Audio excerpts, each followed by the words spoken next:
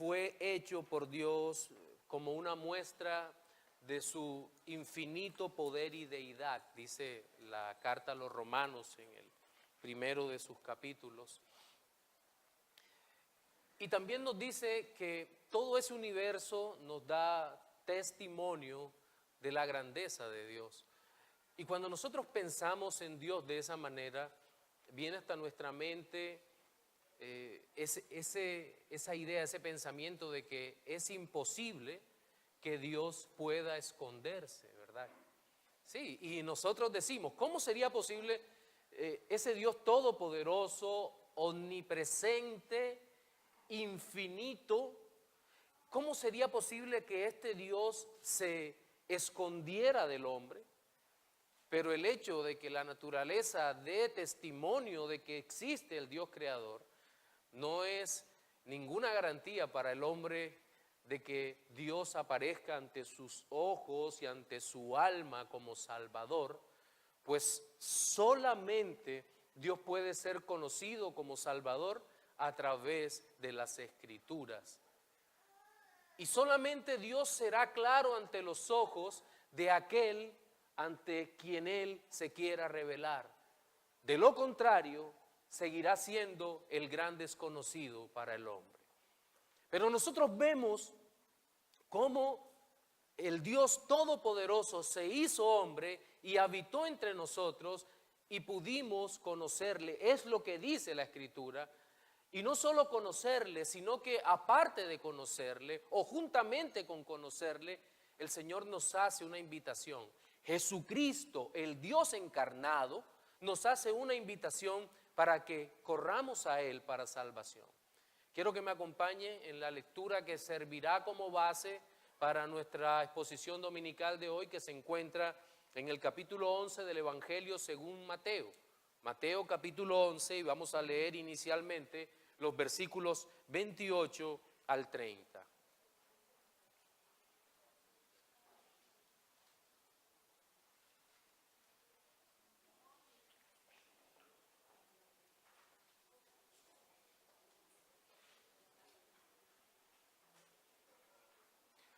Dice la palabra del Señor. Son palabras de Jesucristo. Venid a mí todos los que estáis trabajados y cargados, y yo os haré descansar.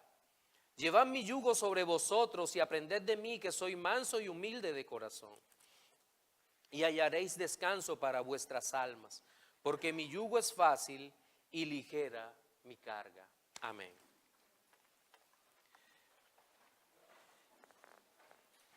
El texto que acabamos de leer es uno de esos tesoros que encontramos en el Evangelio de Mateo. Es decir, únicamente aparece en Mateo, no aparece en ninguno de los otros evangelios. Pero me llama poderosamente la atención que también esta narración, cuando lo comparamos con el resto de la lectura que hay en el capítulo 11, el paralelo, es decir, lo que sí está en otros evangelios, aparece en este caso en el Evangelio según San Lucas, e inicia curiosamente con el envío de nuestro Señor Jesucristo de 70 hombres, de dos en dos, que den testimonio de Cristo en todos los lugares a los que fueron enviados. Y justamente cuando estos hombres regresan, es cuando el Señor Jesucristo hace una amonestación a ciudades impenitentes, que en este caso son Corazín, Betsaida y Capernaum, diciéndoles que si en esos lugares se hubieran hecho los milagros que se hicieron en Sidón, en Tiro y en la misma Sodoma, esas ciudades permanecerían hasta el día de hoy. Luego el Señor dice, miren, estas cosas han sido ocultas a los sabios y entendidos, pero reveladas a los niños, para finalmente el Señor hacer esta oferta que hace, y es la oferta genuina del Evangelio, en donde está diciendo, venid a mí los que estáis trabajados y cansados. Es una conclusión bendita, porque en medio de tanto corazón endurecido, en medio de tanto corazón contrario a la voluntad de Dios, el Señor hace este glorioso llamado, venid a mí. Venid a mí todos los que estáis trabajados y cansados. Es decir, que lo que encontramos en primer lugar es una oferta universal del evangelio, genuina, en medio de una promesa. Eso no va en contra de la expiación limitada. Es una oferta genuina del evangelio. Cristo ofrece su propio evangelio, pero luego llama a todos los hombres que les ha ofrecido el evangelio a la total rendición a él. Y finalmente explica cómo es el nuevo régimen en el cual él nos mete, que es un régimen fácil, agradable de llevar. Sobre esos 3 puntos va a versar todo nuestro sermón dominical de hoy, y vamos a empezar justamente hablando sobre la oferta universal de salvación en Cristo y su promesa. Y se encuentra en el versículo 28 que dice: venid a mí todos los que estáis trabajados y cansados, y yo os haréis descansar. Bien, vamos a mirar el contexto. A partir del versículo 21, el Señor ha hecho lo que les había dicho hace un momento, una amonestación, una maldición sobre las ciudades impenitentes. Evidentemente no se refiere a las piedras, a las carreteras y a los paisajes de las ciudades, ni a la bandera o la enseña de ellas. Se refiere a las personas, en donde les dice inicialmente: ay de ti, Corazín, ay de ti, Betsaida, porque si en Tiro y en Sidón se hubieran hecho los milagros que han sido hechos en vosotros, tiempo ha que se hubieran arrepentido en cilicio y en ceniza. Por tanto os digo que el día del juicio será más tolerable el castigo para Tiro y para Sidón que para vosotras.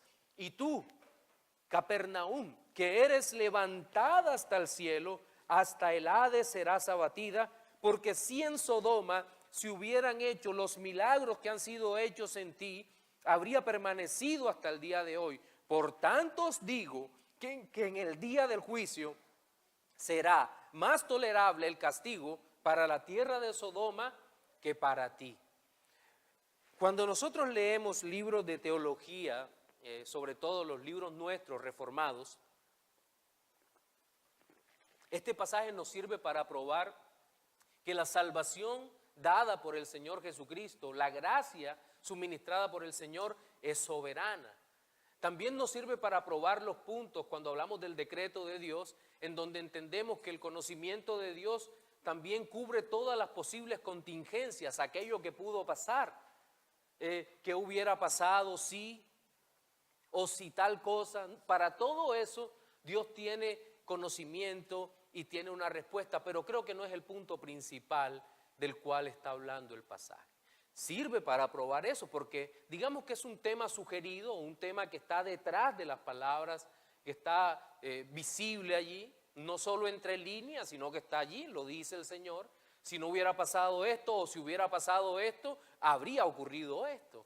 Pero creo que tampoco es el pasaje para nosotros como creyentes reformados, nos llenemos de orgullo y digamos: te das cuenta, la salvación es soberana y si murieron es porque Dios no los quiso salvar. Y muchas veces pensamos, eso es cierto, pero no podemos pensar simplemente en Dios como una máquina de elección y reprobación, porque Dios no es una máquina de elección y reprobación, sino que es el Dios todopoderoso, y en ningún otro ser hay más compasión y amor que Él. Por lo tanto, dice el libro de Ezequiel, que Dios se duele cuando condena, ¿verdad? Porque entiende el sufrimiento, Él lo padeció en la cruz, de aquellos que son condenados. Recuerdan que el joven rico no creyó y el Señor dice, la palabra dice, y dejándole le amó, sí. Y ahora no es que Dios no los pueda salvar, es que este es uno de esos textos en donde los misterios de Dios no se revelan totalmente. Entonces, teniendo eso en cuenta, nosotros podemos ver lo que sí dice el pasaje. ¿Qué está diciendo el pasaje? Pues bien, aquí el punto focal es que, digamos que hay 3 ciudades allí, Corazín, Betsaida y Capernaum, que han sido duras de corazón, pero muy duras de corazón, frente a la oferta del evangelio, frente a la persona de Cristo. Y lo que el Señor está diciendo es que si en Tiro y en Sidón hubiera estado la presencia de Cristo con los milagros que hizo. Ahora, alguien me puede decir, pastor, en ninguno de los evangelios hay relatos de que en Corazín y en Betsaida el Señor Jesucristo hizo milagros. Yo le digo, sí, pero si el Señor lo está diciendo es porque los hizo. Sí. Entonces, si el Señor Jesucristo lo que está diciendo es si en Tiro, recuerden, era una población antiquísima y Sidón igual, que son mencionadas frecuentemente por los profetas, especialmente por Isaías. Eran ciudades perversas, malvadas. Pero el Señor dice, si allí se hubieran hecho los milagros que han sido hechos en vosotras, ellos se hubieran arrepentido. Por lo tanto, ustedes son duros de corazón. Y la idea que sigue es semejante a los de Capernaum. Les dice, tú eres levantada hasta el cielo, pero caerás hasta el infierno. Porque si en Sodoma, recordemos el nivel de perversión de Sodoma, si hubieran hecho los milagros que han sido hechos en ti, habrían permanecido hasta el día de hoy. Por tanto, en el día del juicio será más tolerable el castigo para Sodoma que para vosotros. ¿Por qué? Por el privilegio de la presencia de Cristo. Cristo no estuvo, no se encarnó en Tiro y en Sidón. No se hizo hombre en Sodoma. Se hizo estando en su condición de hombre, de verdadero hombre, caminó entre Corazín y Betsaida en Capernaum. Y creo que eso nos lleva a que pensemos que entre más grande sea el privilegio de escuchar a Cristo y de escuchar el evangelio de Cristo, somos más responsables y más merecedores del castigo si no nos arrepentimos. Qué gran problema tiene el incrédulo en este tiempo. A mayor privilegio, mayor es la exigencia. Y eso lo vemos claramente en el texto. Alguien puede decir, pastor, pero aquí Cristo no está presente. Pues sí está presente por su Espíritu y su santa y bendita palabra. Y ante esa verdad, amados, nosotros debemos temblar con una reverencia tal que nos lleve cada día más a los pies de nuestro Señor Jesucristo. Y a nosotros nos ha sido revelado esta gran verdad. Yo creo que aquí hay una continuidad de texto en el relato. A veces no son afortunadas los títulos en negrita que tienen algunas Biblias, pero creo que aquí hay una continuidad del relato, a pesar de que en el versículo 25 dice: en aquel tiempo respondiendo Jesús, te alabo, Padre, Señor del cielo y de la tierra, porque escondiste estas cosas de los sabios y de los entendidos y las revelaste a los niños. Sí, Padre, porque a ti así te agradó. Todas las cosas me fueron entregadas por mi Padre, y nadie conoce al Hijo sino al Padre, ni al Padre conoce a alguno sino el Hijo, y aquel a quien el Hijo lo quiera revelar. Y este revelar creo que es el quid del asunto. Porque hay un contraste entre ocultar y revelar, dar a conocer y permanecer cerrado. ¿Ante quién? Ante los hombres. Creo que nos apresuramos a juzgar a Dios. Oh, Dios sí es malo al ocultarle la salvación a los hombres. ¿Y por qué no decimos, oh, Dios sí es bueno por mostrarnos la salvación a los escogidos? Y el mismo Señor dice, Padre, a ti te agradó esconder la salvación, pero ¿cómo así? ¿A quién le está escondiendo el Señor la salvación? Bien, entendamos en su contexto quiénes son los sabios y los entendidos y quiénes son los niños. Porque es necesario para poder seguir con nuestro sermón. Y aquí los sabios, la sabiduría y el entendimiento no son pecados. Y el ser niño no es una virtud. Claramente hay una figura retórica que está usando el Señor para hablar de sabios y entendidos como aquellos que dependen de su propia capacidad para buscar a Dios. Me atrevería a decir que aquí hay una actitud pecaminosa de aquellos que confían en su propia capacidad de entender y aquellos que confían en su propia capacidad de justificarse delante de Dios.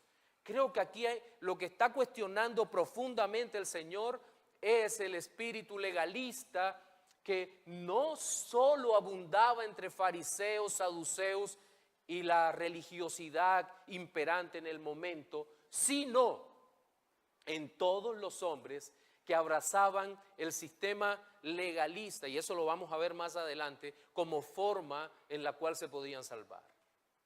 Y el Señor dice, y habla de ellos, y habla de los niños, y ya en otros lugares ha hablado el Señor de los niños, de que era necesario que recibiéramos el Evangelio como si fuéramos niños.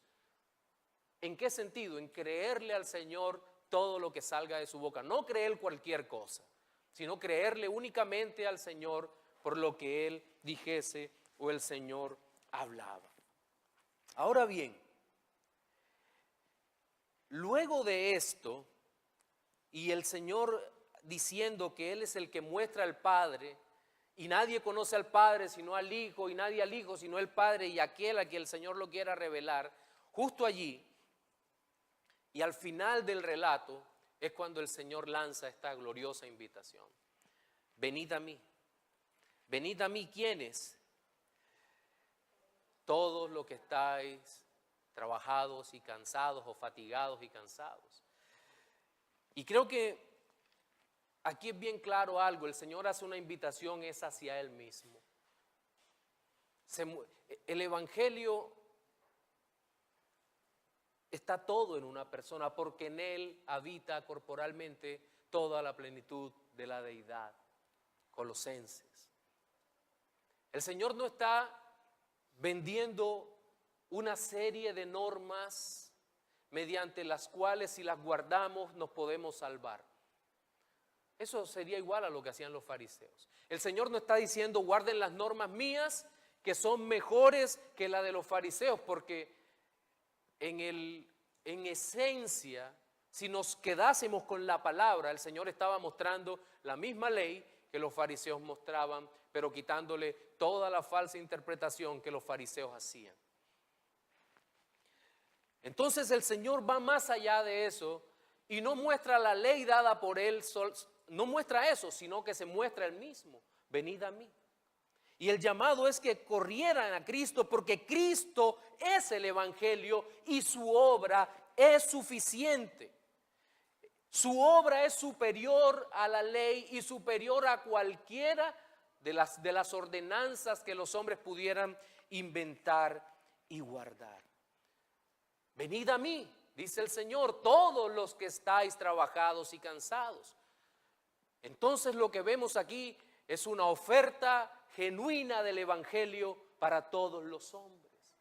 ¿Y cómo es entonces esto compatible con el hecho de que Cristo pagó efectivamente solo por aquellos que estaban predestinados para ser salvos? Este es uno de los grandes misterios a los cuales nosotros nos enfrentamos. Cristo murió solo por su pueblo, pero la oferta del Evangelio es genuina para todos los hombres. No todos creerán en el Evangelio, y los que no crean serán condenados, pero hubo una oferta genuina para ellos. El Señor en el Antiguo Testamento le dice a Ezequiel: mira, te voy a enviar a un pueblo que tiene un corazón durísimo, un pueblo que te va a resistir, un pueblo que te va a odiar. Y trato de imaginarme al profeta en ese momento, ¿verdad? Tal vez con la pregunta en la boca: Señor, ¿y van a creer? Y la respuesta del Señor es desconcertante: no. ¿Usted se imagina?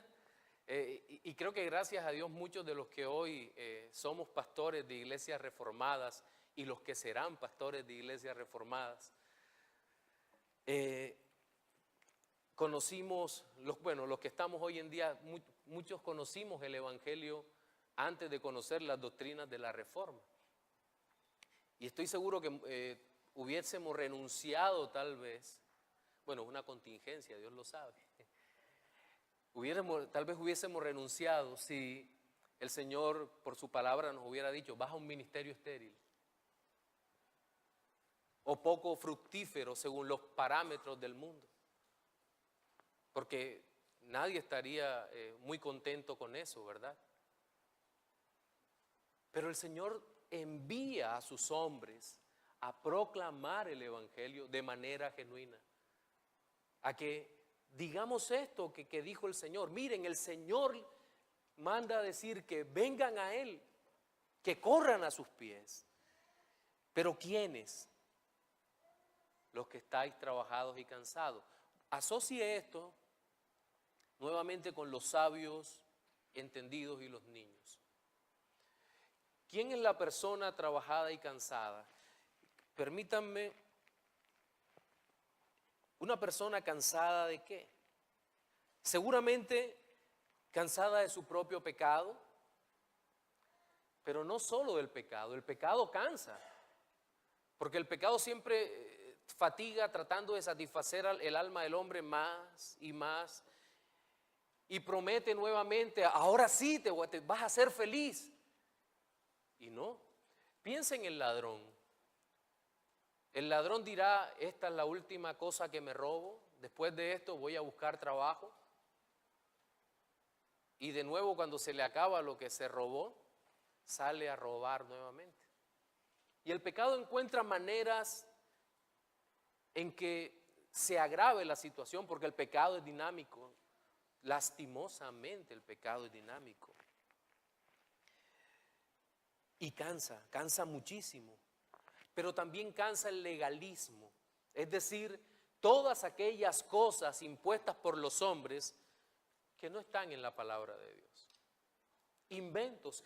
Y para eso los fariseos eran expertos. Y con tristeza debo decir que en este tiempo hay muchos expertos en ponerle mayores cargas a los hombres de las que el Señor pone. Y eso es muy triste, pero es la verdad. No hagas esto, no hagas otro, no veas, no comas, no vistas, no. Son tantas cosas tan fatigantes para los hombres que terminan trabajados y cansados, y ese trabajo no les permite ver la gracia del Señor. Y recuerdo, viene a mi mente el pueblo de Israel en Egipto. ¿Recuerdan cuando Moisés fue de parte de Dios como libertador del pueblo de Israel en Egipto? ¿Cuál fue la medida tomada por el faraón? Ustedes están ociosos y ahora van a seguir preparando la misma cantidad de ladrillos, pero no le voy a dar paja. Ustedes recogerán el rastrojo y verán cómo se las arreglan. Esa es la obra del legalismo opresivo en el corazón del hombre. Y el hombre jamás podrá salir del legalismo porque siempre encontrará una nueva ley que guardar para satisfacer su mente, para satisfacer su alma, y no mira la gracia abundante, eterna, infinita, ofrecida por el Señor Jesucristo y que produce verdadero descanso al alma. Miren la promesa tan gloriosa que hay aquí en este versículo 28. Luego en el 29 vendrá otra. Pero dice, y yo, ¿quién? Yo, Cristo el Señor, es el que da verdadero descanso. Y yo os haré descansar. ¿Descansar de qué?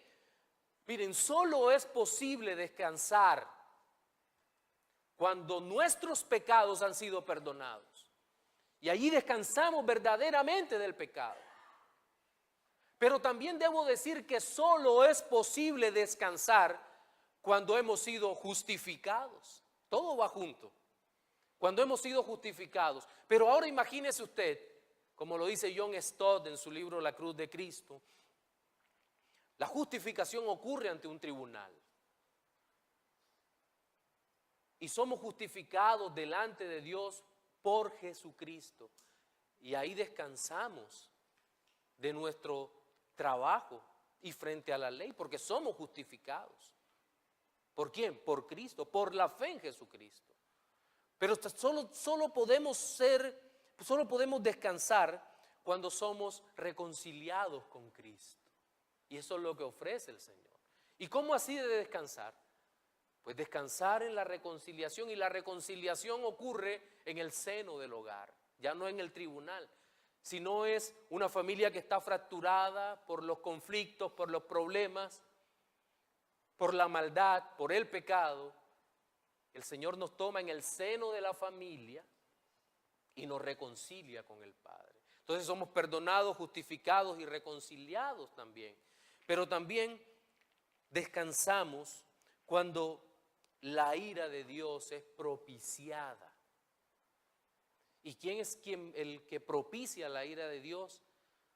Pues Dios mismo ha provisto, para no caer en contradicciones, Dios mismo ha provisto un cordero, se ha provisto de cordero para propiciar la ira. No es que el padre y el hijo estaban de pelea, yo quiero que tu ira se calme, y el padre quería golpearlo. Y la imagen absurda que todos nos formamos es el hijo aguantando al padre para que no golpee a los pecadores. No, aquí hubo un acuerdo eterno para que el Hijo fuera la propiciación por nuestro pecado, aceptada gozosamente por el Padre. Porque si no hubiese acuerdo sería un absurdo teológico y bíblico. Pero aquí hay un acuerdo total y por eso podemos descansar en el Señor. Por lo tanto, mis amados hermanos, tengamos esto presente como primera aplicación, y es que nosotros, el Señor nos llama, nos ofrece venir a Él, correr a Él, dejando todo nuestro trabajo, nuestra carga, y encontrando descanso en Jesucristo, en su amor, en su poder, en su obra. Y teniendo eso en mente, creo que podemos pasar a nuestro segundo aspecto a tratar en el sermón de hoy. Es decir, la oferta de salvación en Cristo y el llamado a la rendición del yo. Versículo 29, la oferta de salvación en Cristo y el llamado a la rendición del yo. Dice, llevad mi yugo sobre vosotros. Aquí hay un imperativo, ¿verdad? Amoroso imperativo, pero imperativo. Llevad mi yugo sobre vosotros y aprended de mí, que soy manso y humilde de corazón, y hallaréis descanso para vuestras almas. Lo que tenemos que tener en cuenta es que volvamos a todo el relato de las ciudades impenitentes, a la no aceptación por parte de los sabios y entendidos, a estos hombres que se resistían al evangelio. Estos hombres, al escuchar la voz de Cristo, lo único que podían ver era cómo su yo era completamente humillado. Porque el Señor les estaba diciendo, mira, todo lo que tú hagas, todo lo que creas bueno es basura. Solo yo te puedo salvar, es lo que el Señor les estaba diciendo. ¿De qué forma te puedo salvar? Pues creyendo en mí, dice el Señor. Y eso, miren, el hombre cree que en cuanto a la salvación puede hacer algo por ella. Es una de las convicciones universales de los seres humanos. En toda religión siempre está el tema de las obras por encima de cualquier otra cosa. No existe la gracia en el Islam, no existe la gracia. El perdón es algo que se gana. Por eso es que en el Islam no hay cantos de adoración. Y en ninguna otra religión hay cantos de adoración. Porque nunca se canta por lo que el Señor ha hecho. Siempre se vive en función de ganar el perdón. ¿Usted se imagina lo cruel que es un servicio de eso?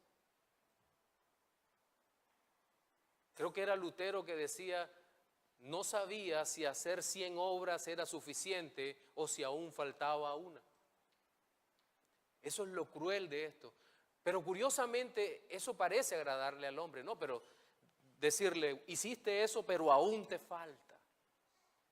Pero aún te falta. Recuerdo el caso de algunos hombres que ejercían el pastorado y ponían pesadas cargas sobre los creyentes que estaban en su congregación. Y un día era una cosa, el otro día era otra, y siempre al final de todo era, pero aún te falta. Aún te falta. Y todos los sermones eran conductistas. Y los hombres deben ser, mire, con todo el dolor debo decirle, usted y yo no somos lo que debemos ser aún. ¿Y sabe cuándo lo vamos a hacer? Solo cuando Cristo nos tome y nos transforme totalmente a su semejanza. De resto, usted es un pecador redimido igual que yo, con unas imperfecciones terribles, y en la medida que sepamos eso, vamos a ser mejores hermanos, comprendiendo a los demás, y vamos a estar más humildemente suplicantes delante del Señor, pidiendo que nos cambie a su imagen. Y es por eso que el Evangelio humilla tanto. Venid, llevad mi yugo sobre vosotros y aprended de mí. Aquí hay un llamado, una presentación del Evangelio, pero inmediatamente Dios entrega el acta para que nosotros de manera incondicional la firmemos, rindiéndonos totalmente ante Él. Sí, Señor, creo en ti, vengo a ti. Muy bien, hijo, me alegra eso, aquí está el acta, fírmala, tu vida me pertenece ahora. Eso es lo que hace el Señor. Y el Señor también nos dice, aprended de mí, que soy manso y humilde. Miren, el pecado unido al legalismo es una mezcla, un cóctel mortal, que lo único que produce es la exaltación de nuestra propia justicia. No más. Soy mejor que tú porque yo voy el domingo a primera hora y abro la puerta de la iglesia. Wow, sí, eso te hace muy bueno. Soy mejor que tú porque yo leo más capítulos que tú en la Biblia.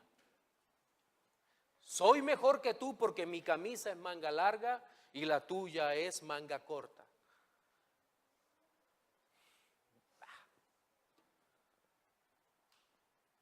Tal vez te estás hundiendo en el infierno con eso, porque no ves la gracia de Cristo, no ves el amor de Cristo, no ves el poder del Evangelio, no ves la cruz, no ves la resurrección.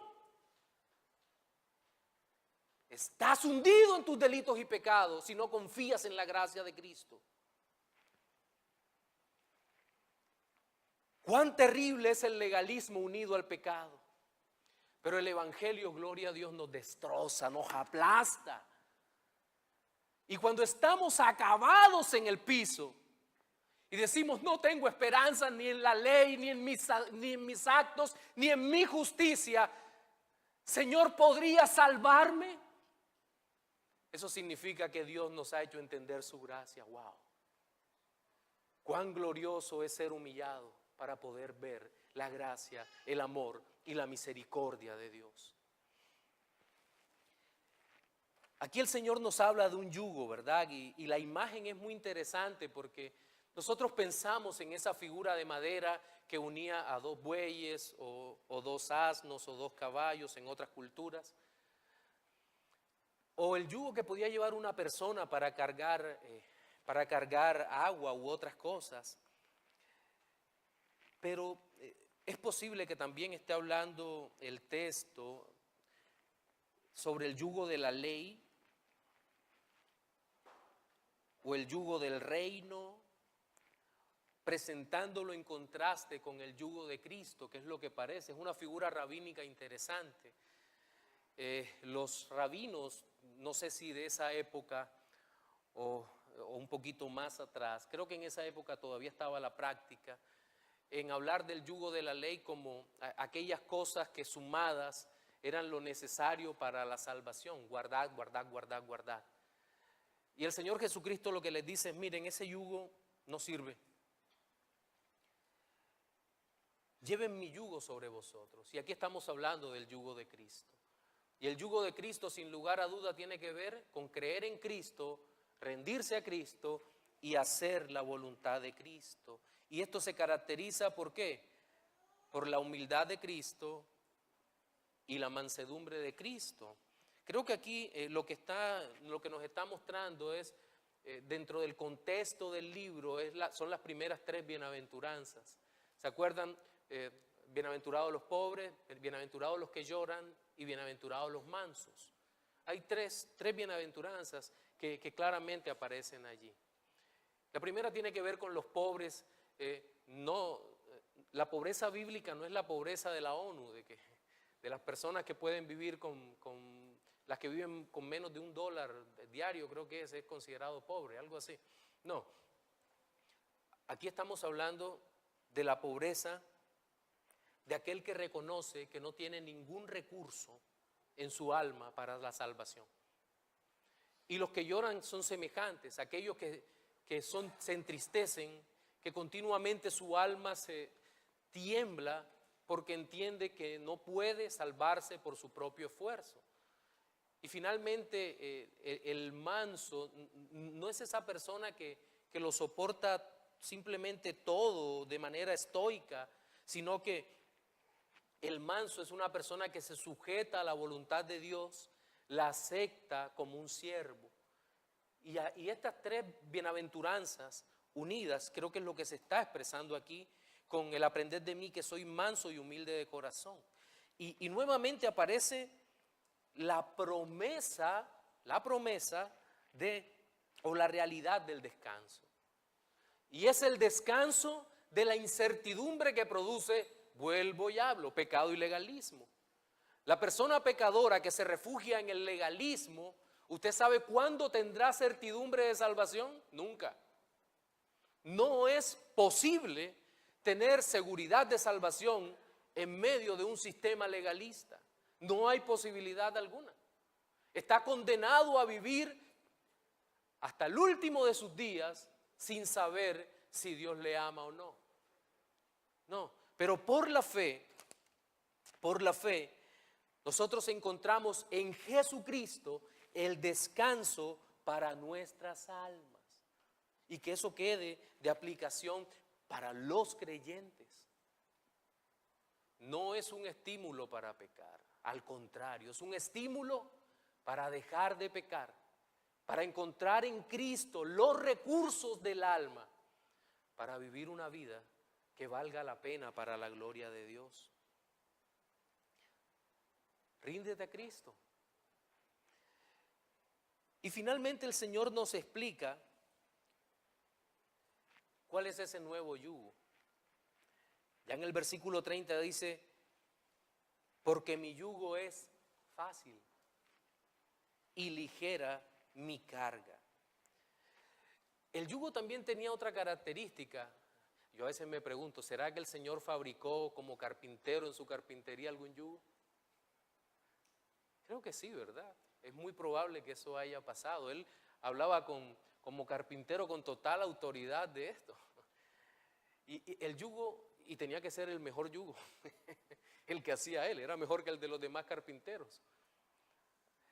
Y seguramente cuando hablamos del yugo, también es una figura que iguala las cargas.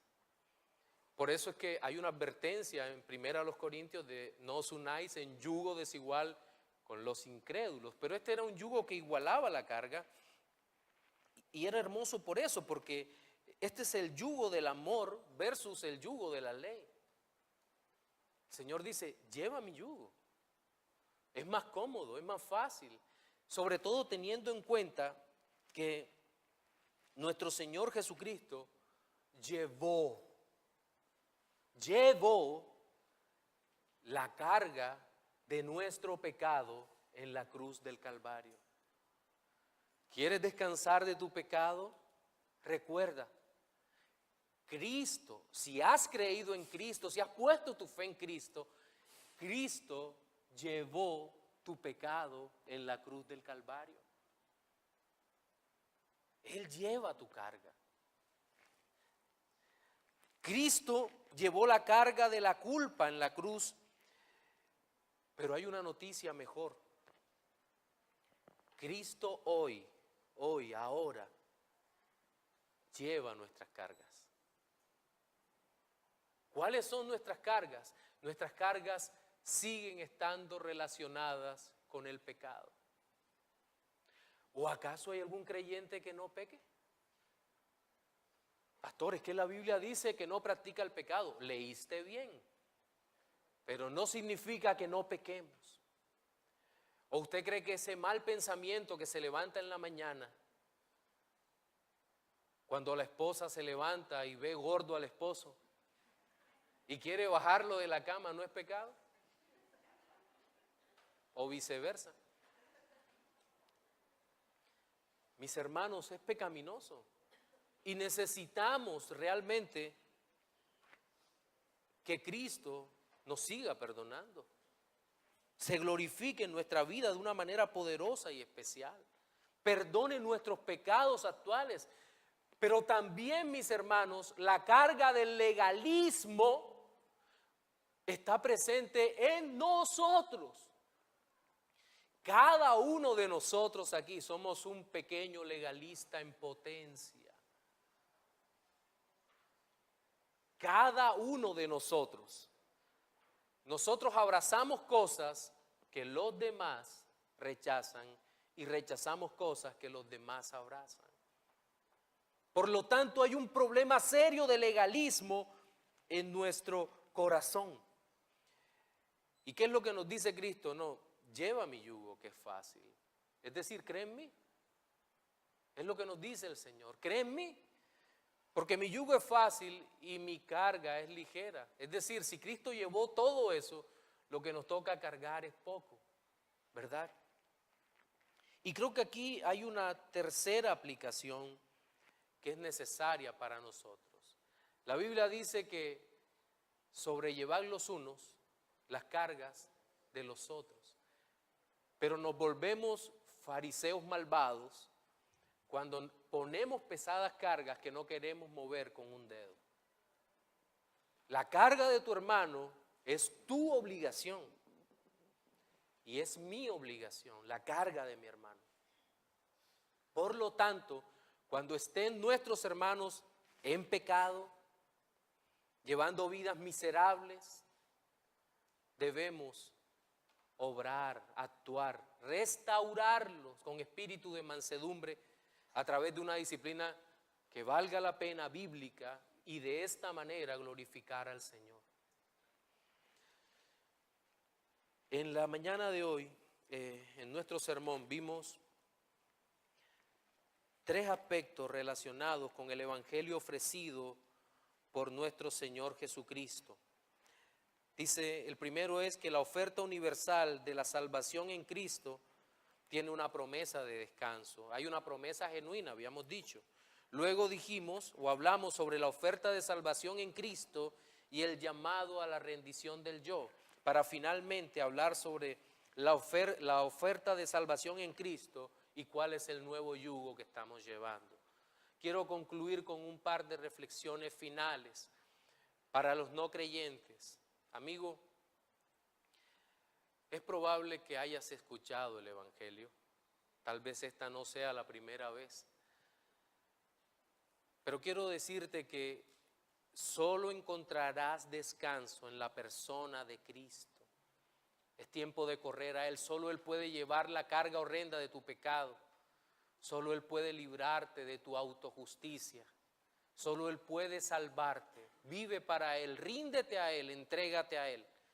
Que en Cristo encontrarás la verdadera paz que solo Él puede dar. Para los creyentes, mis queridos hermanos, hemos sido salvados, hemos sido redimidos, hemos sido justificados y estamos siendo bendecidos cada día de nuestra vida por la presencia gloriosa del Señor en nuestra alma. Es un gran privilegio.